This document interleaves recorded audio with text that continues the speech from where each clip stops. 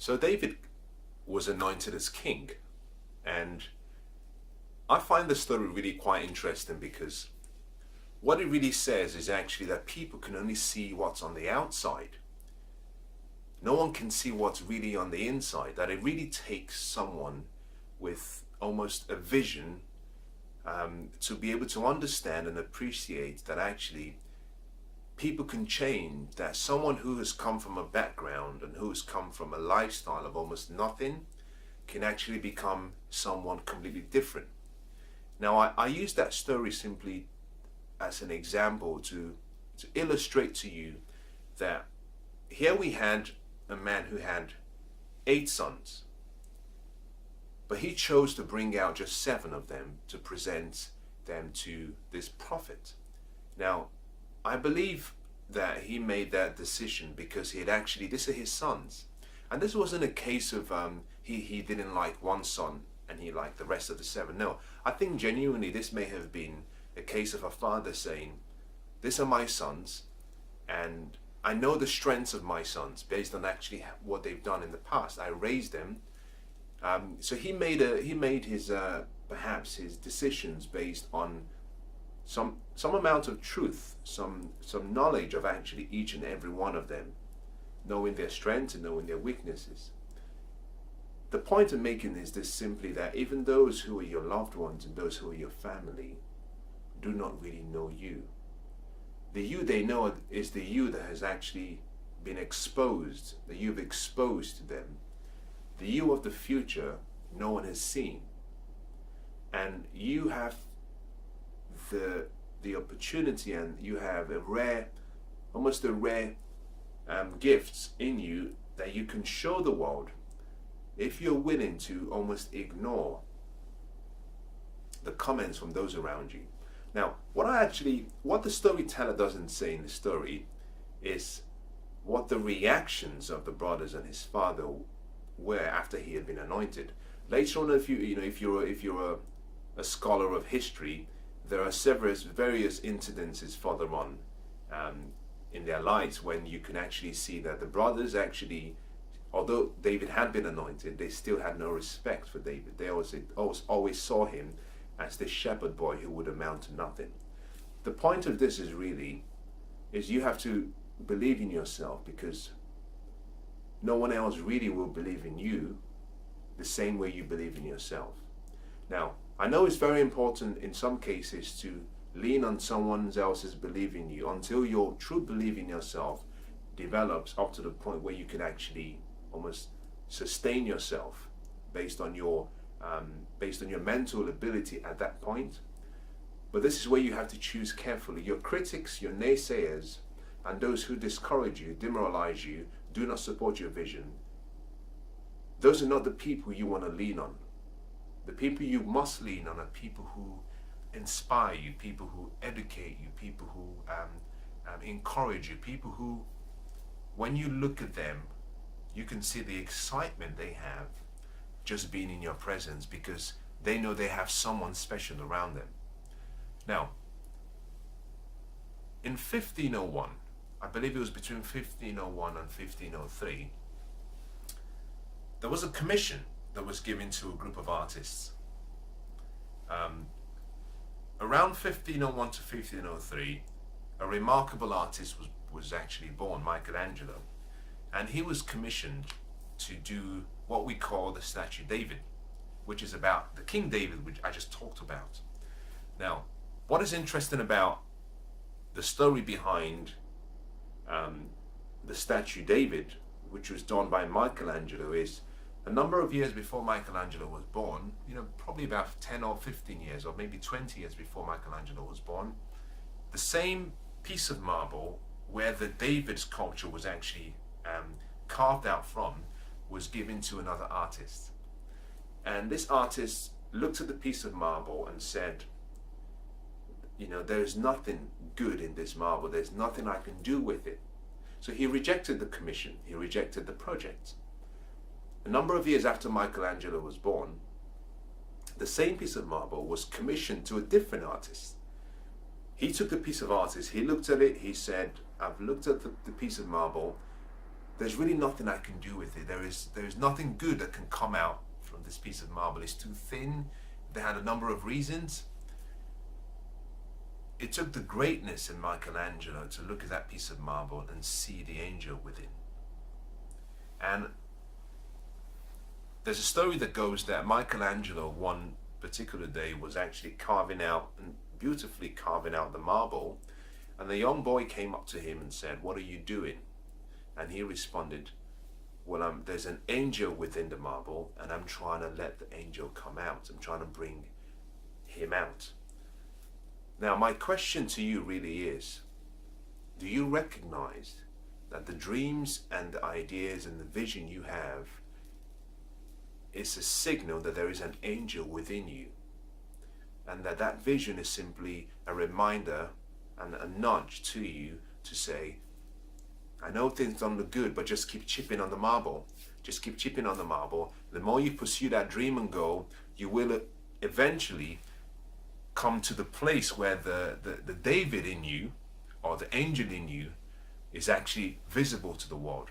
Now, the sculpture David is one of the most celebrated sculptures in history. Even till today, it's so celebrated that millions of people fly all the way to Florence to actually see this piece of marble, this piece of art that was done by this incredible artist. Now, the point I'm making with this, and I've gone on for a while with this, but I do it for a reason. And I do this simply because I've seen in my lifetime more people fail, not as a result of not having the willpower, not wanting to put the sacrifices, not as a result of not having the passion. I've seen more people let go of their dreams simply because someone in their family planted a seed of doubt, a seed that said, you cannot do this, you don't have the skills, you don't have the ability, you don't have what it takes, you're no good, we grew up with you, we know you, look at the family, no one from our family has done what you're trying to do. Even dad, who is actually the most intelligent in the family, couldn't do what you're trying to do. And because of all these comments, which a lot of them in most cases were based on facts as a result of what the person did in the past, and based on their environment and the circumstances, but also based on their philosophies, which were flawed. I have seen a lot of people let go of their potential, let go of their purpose, let go of their dreams, and settle for a life of mediocrity, settle for a life that just so far below what they were born to do. And I say this, that you must have as one of your guiding principles that no one can see the angel within you. You are the only one who can see that angel, and it's your responsibility to nourish, to protect, to guard that angel and that dream you have within you. Do not expect other people to come and pat you on the back, especially your family. Now, in most cases, your family may not be doing what they are doing. Maybe their negative feedback and comments and the seeds of doubt. It may not come from a place of wanting to be judgmental. In some cases, it comes from a place of love. It sounds really weird, but in some cases, they're trying to protect you. It's like a tribe. They're simply saying, this is our tribe. Within this tribe, within this environment that we're familiar with, we can protect you.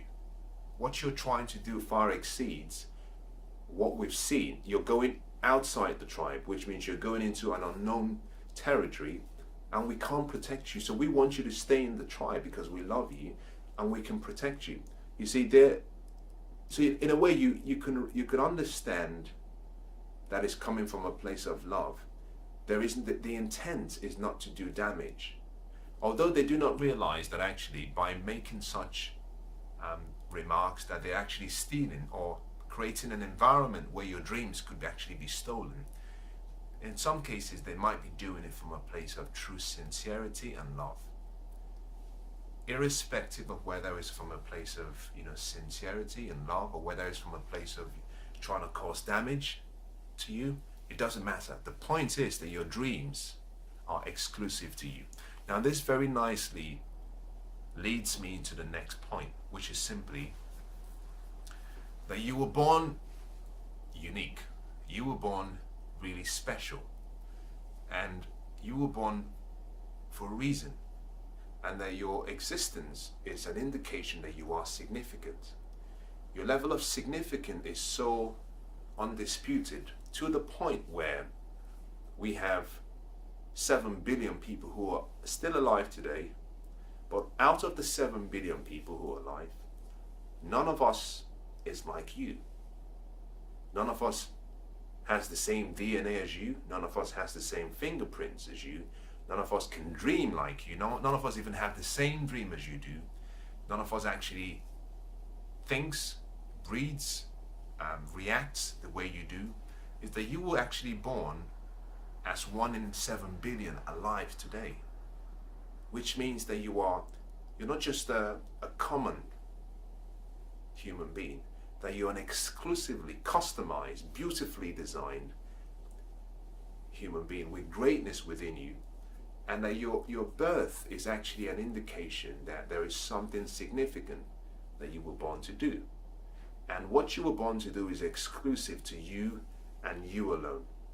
But hidden in that purpose and hidden in that calling, hidden in that path, is a solution that you were born to create and provide to the world. That solution is actually meant to be almost a way of solving a problem that exists or a problem that may exist in the future.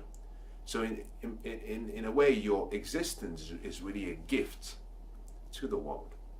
And hidden in your gift and hidden in you, you have an ability, you have been given this potential which is unlimited. But to fulfill that purpose and to fulfill that potential, you have to take action. You have to do a number of things. And that all starts with a dream. That all starts with a vision. And then what you're doing really is you're moving in the direction of your true calling and your true purpose in life. And so you must understand that because you're uniquely designed, because you were born for a special reason, because you're customized in such a way that no one else is like you, that you are indeed an original, you're not a replica, and there will never be another replica like you, or another replica of you, is you have to understand that that unique purpose has with it a unique vision. And that vision is only given to you. That no one has the same vision. And because no one receives the same vision, no one can understand the vision like you do. So the guiding principle I'm referring to here is simply that your vision is exclusively connected to your purpose. And it has no connection, and it's not influenced, and it hasn't been decided by other people. It's something that has been given to you, that was put in you when you were born. And so whatever you're trying to do, whatever vision you have, hold on to that vision. Because no one will understand the vision. Not in this present time. I believe actually that your dreams and your goals have to get beyond a certain stage before the world starts to understand it. Think about this. Just think about this. For a number of years, Steve Jobs was he wasn't favorably admired like he is admired now. Now he's like this genius who was born and who did a lot of great stuff. He had a passion, he had a talent, he had this exceptional gifts and quality about him that he wanted excellence. He had this almost an obsession for excellence. But he wasn't always viewed as this great man. Since he's passed away, and towards the latter part of his life, people started to understand his vision. People started to understand what his true purpose was. But when he started originally, a lot of people didn't get him. He was fired from Apple before he was brought back. People didn't get him. Now, in the same way, you have to understand that you have to nurture and you have to protect your vision and your dreams from all this negativity until it gets to a point where Even those who are criticizing you become your fans. But if you let them in too early, they'll rob you of your dreams. Now, think about all of the guiding principles I've given you, because what I want to do now is go very quickly through strategies, which is where I think you'll be most grateful for. And I believe this will be where I can actually give you something of value. You know, for the last few minutes, we've been talking about principles. And let me summarize what we've talked about now before we move into the next series. I started by saying simply that if you think about every great success had a well-designed plan, a well-designed strategy, and almost a vigorously executed strategy and plan that is required to achieve success in any area of life. But for each success that has been achieved, every strategy connected to that success has to be founded on strong principles, philosophies. And I started by actually saying, whilst you want to have a strategy for dealing with all the negativity that comes your way, that if you consider that you're going to live a number of years, and throughout your journey through life, if you have a dream of doing something significant, that you will always have critics, and you always have people who oppose you, and people who actually challenge your views and challenge your dreams. And because you're always going to have that, you must have a unique and a sound philosophy of how you think, because really what you do is really founded on actually how you think. Your beliefs create what becomes your attitude.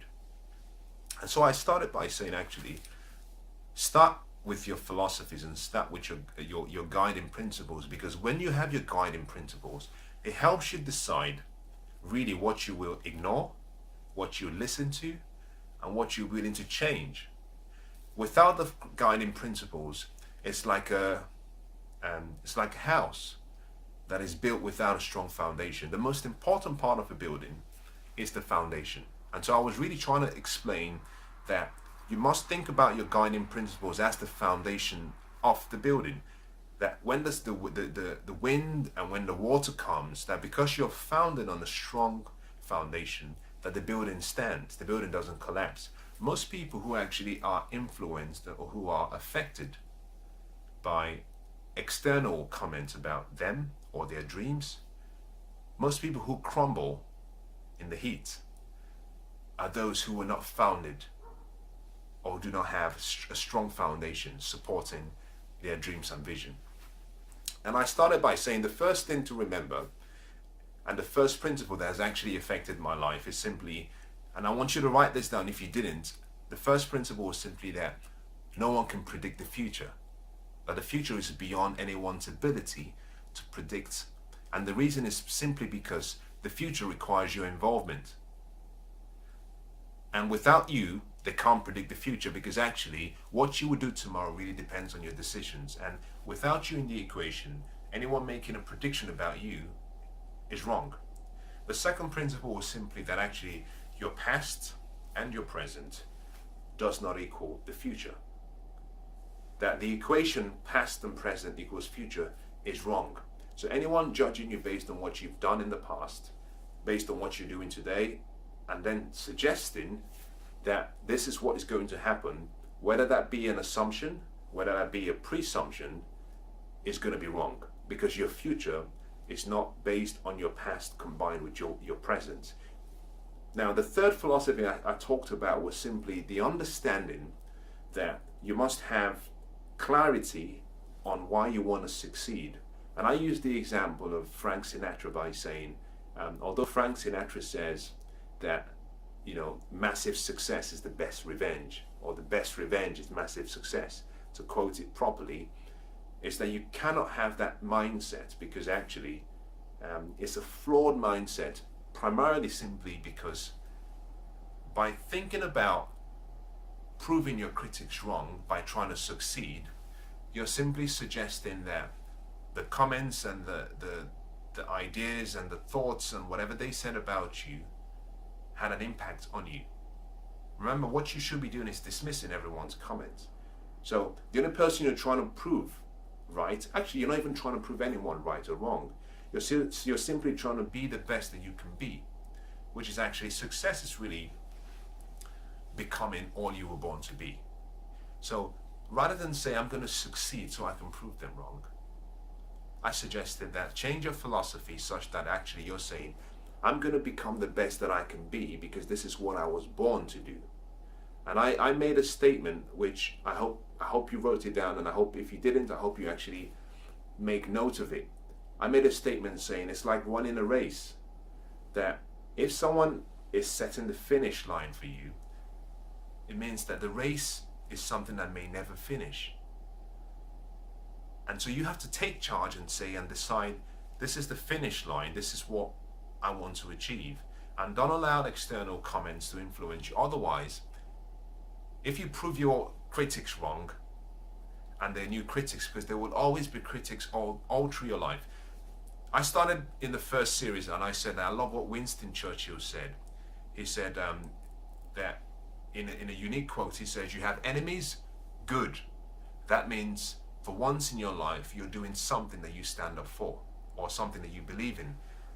So throughout your life, as long as you've made a decision not to live in the comfort zone, and you've decided actually to grow, to push yourself towards becoming the best you can be, you always have people who actually doubt what you can actually do, and you always have critics. So choose the finish line. Never run the race to prove other people wrong. Really important.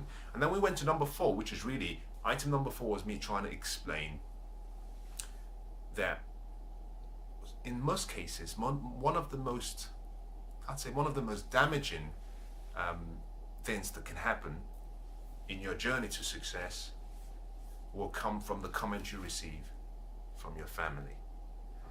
And I simply try to summarize it by explaining that your family will always make comments and give you advice based on, in most cases, it will come from a place of love. My observation has been, the majority of cases, it comes from a place of love, but also comes from a place of ignorance. Ignorance based on the fact that they can only see through the lens and through their experiences, so they're limited in their vision.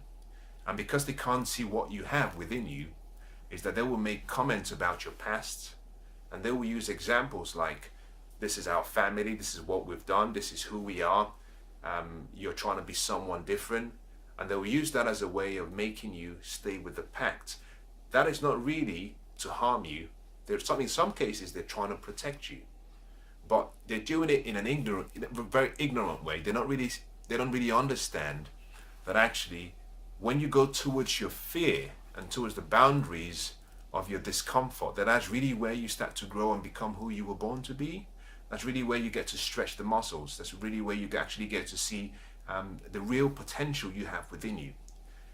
And so I said actually in principle number 4 that really you have to actually have this attitude of understanding that whilst your family could come across as negative, you must respond to them with a sincere attitude, an honest attitude from a place of love, but you must never let their opinions of you become your reality, that you must hold on to that dream. Now, number 5, we went straight to number 5, and I simply said, number 5 is quite interesting, and that is simply that you must understand that in life you will be faced with different challenges that you have to make a choice from. Those choices will be based on, to an extent, the pressure you have around you. And I started by saying actually to understand the pressure that is coming towards you is important you understand one thing, which is actually why you were born. So I talked about the fact that you were born for a reason, that you were born unique, that understanding your purpose and understanding why you're here really helps you understand the ability and the potential you have in you. And that makes you realize actually that you are exclusive amongst everyone who is still alive that you are one of a kind and there is no one like you, and therefore the purpose for which you were born, which is connected to the vision that you have and the dreams you want to achieve, is such that the only person who can do it is you. So understanding your uniqueness and accepting that you are indeed unique and special gives you a foundation to actually almost, I wouldn't say ignore, I would say it gives you the foundation to be able to withstand any pressure that comes from outside towards your goal or towards your dream or towards your what you're trying to achieve. Now this led finally to the last principle, which was simply that because you have a unique purpose and because you have a unique destiny, is that the vision you have is only given to you, and therefore no one else is given the same vision, and therefore no one else will understand the vision like you do. And that you should never spend your time trying to convince those who do not believe in your vision. That the only time you should spend talking about your vision is sharing that vision with people who care and people who want to hear that vision.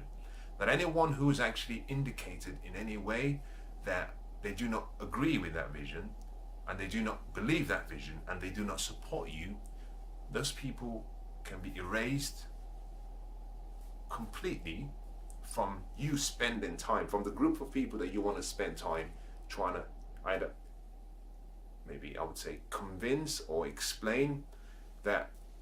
As we talked about in the very first session, we said there were 4 types of people. The first actually are people who actually believe in you, they believe in your vision, they actually believe and they support you unconditionally. The second we talked about were people who actually believe in you, believe in your vision, support your vision, but they have a condition attached with the support they give you and the love they give you.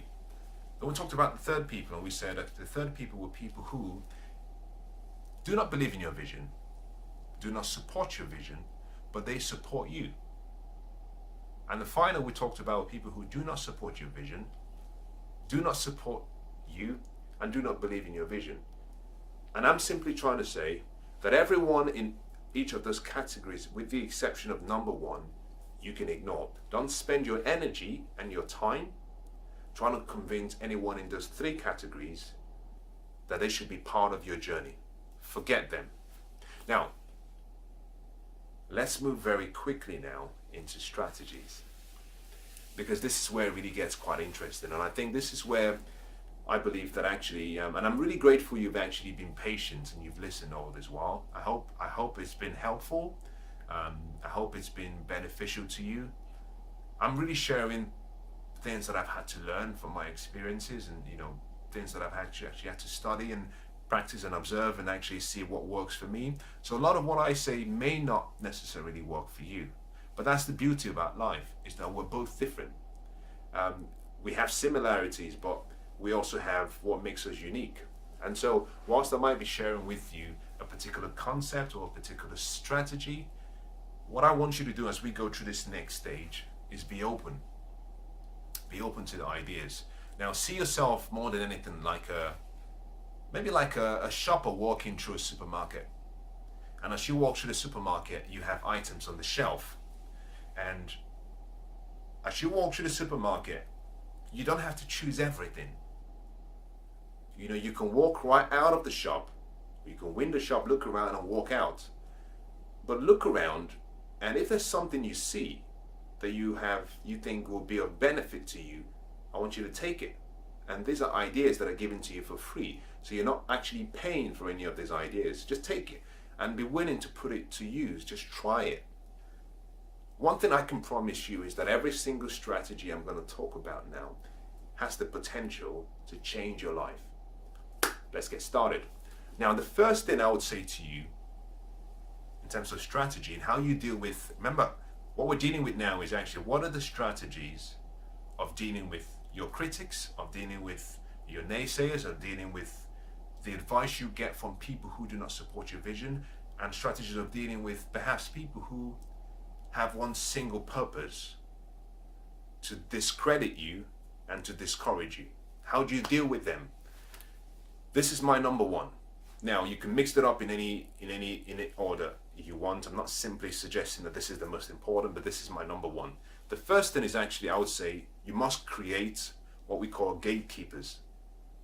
You must create gatekeepers. What does that mean? If you look at ancient times,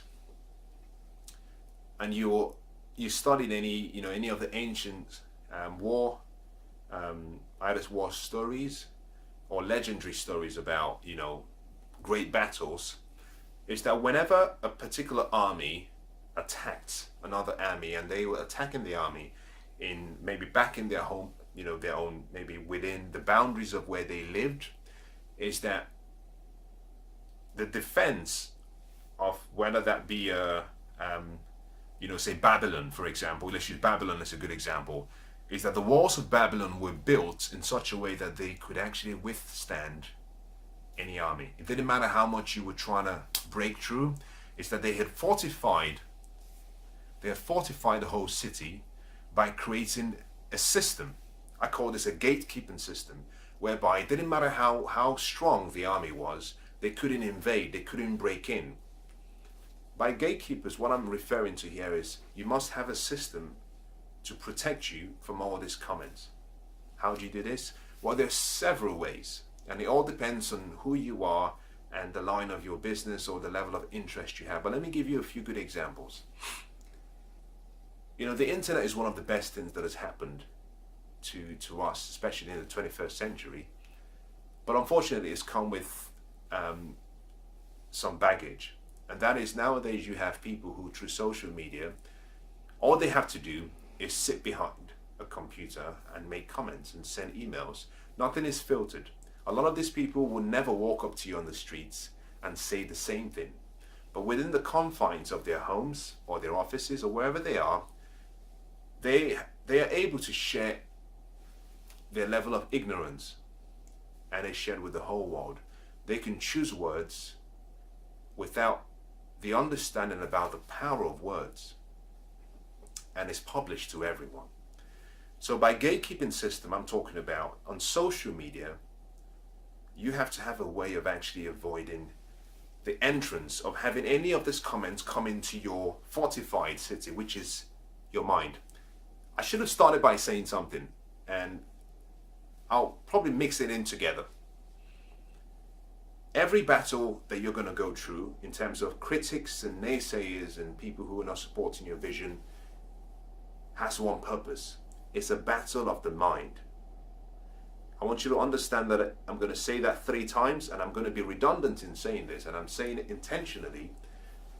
I'm going to be redundant because I think repetition is how we learn things.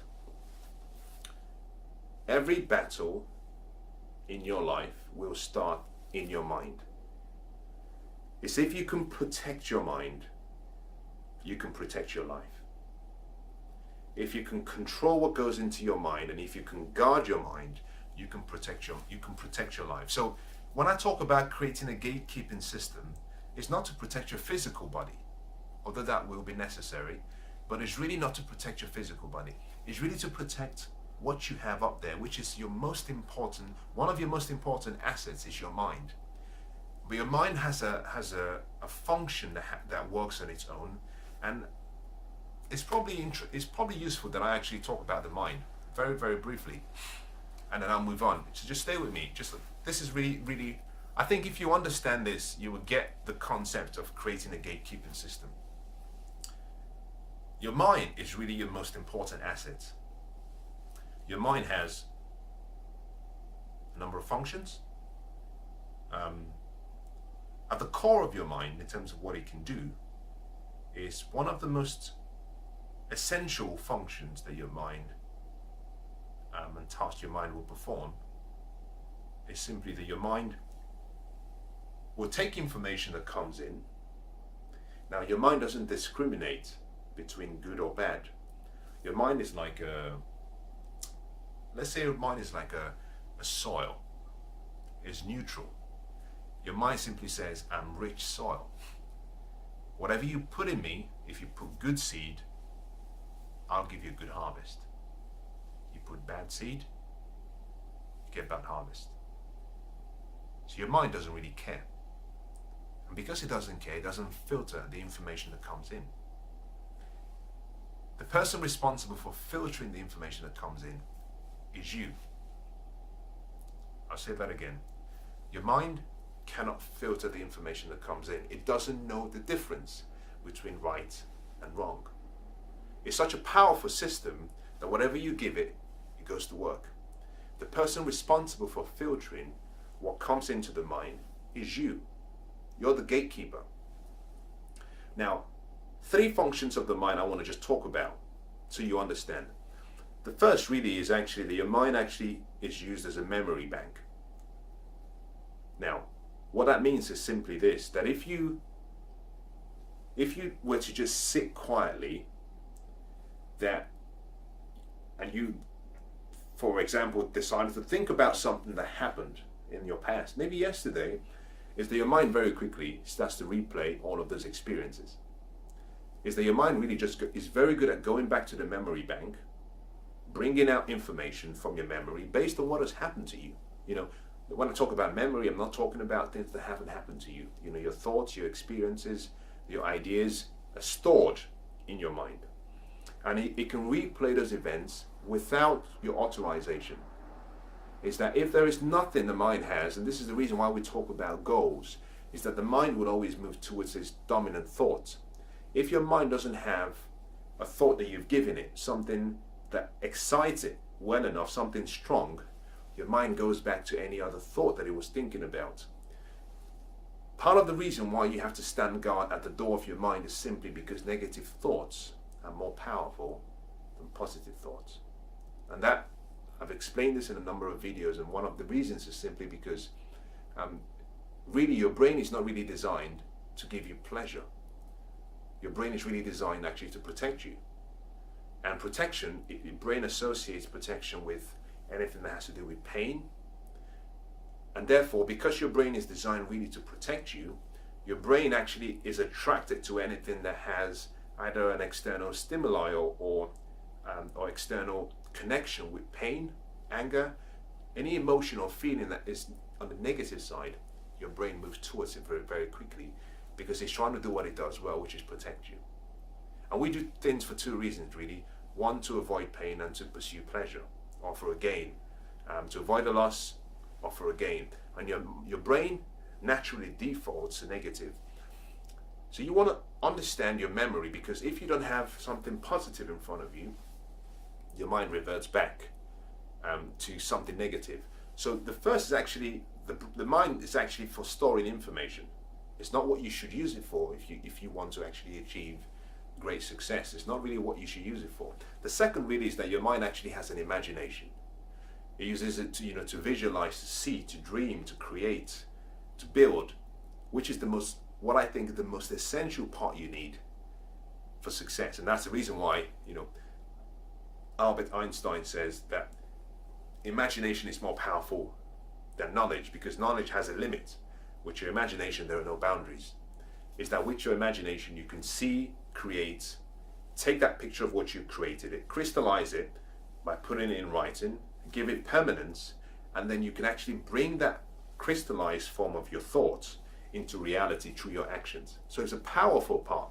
And everyone who's actually achieved great success, everyone who's made a difference, started by using their imagination.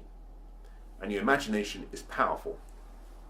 The third function of the mind really is, your mind is actually like a resizing device. If you give it a small experience, it can take that experience and it can resize it. You give it a big experience, it can take that big experience and it can shrink it. And a typical classic example about this is when you think about this. Have you ever been in a situation whereby you, let's say perhaps you went out and you were just about to walk into maybe a shop and someone spoke very rudely towards you, or maybe did something that was perhaps considered to be maybe rude, and you walk away, and 10 days later on, you're still angry. Because your mind has gone back to the default of actually the memory. It's taken a negative comment and it's just replaying it. But what the mind has done is it's taken something that is almost insignificant and it's expanded it to the point where it's in front of you and you're just angry. And you may have bumped into someone, or you may have been talking with a friend or a loved one, and you were trying to probably explain the experience that you actually went through, and they said to you, "Oh, that's not a big deal." What's the big deal? And they said, "Well, maybe I think you're over, blowing this out of proportion. I think you're over exaggerating all of this." What they're simply saying is your mind is taking that thing that happened, which, should I say, has no meaning, because nothing has a meaning except the meaning you associate with it. That nothing has a meaning. That is, the meaning you give it is what gives it significance.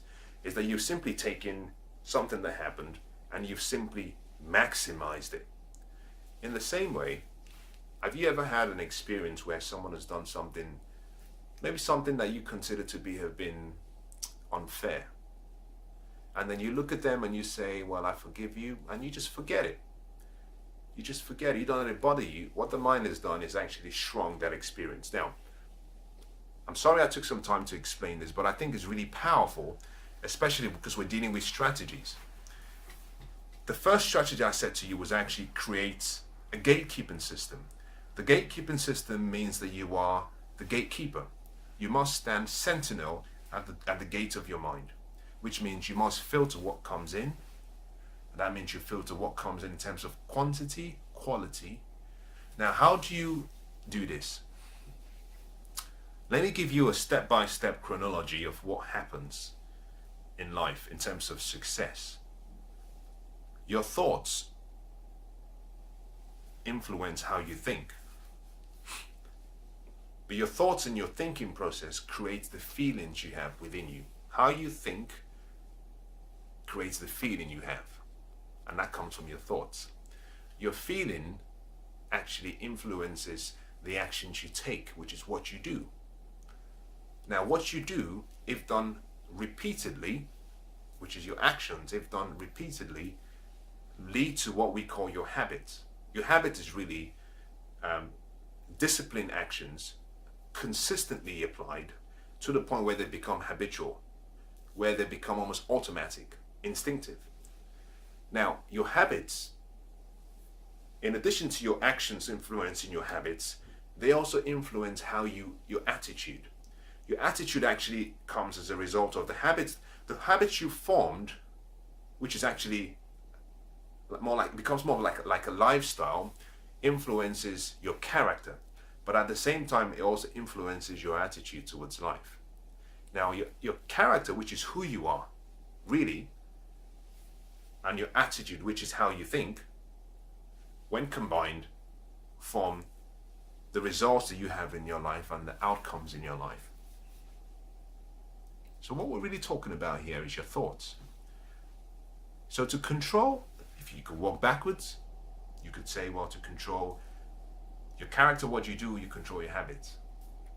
To control your habits, you control the actions you take. To control the actions you take, you control your feelings. But to control your feelings, you control your thoughts and your focus. But really, what influences your thoughts? Now, this is where we get into the strategy for dealing with your critics now. Is what you see, what you hear, and the people around you, what you say is what influences your focus and what controls your thoughts.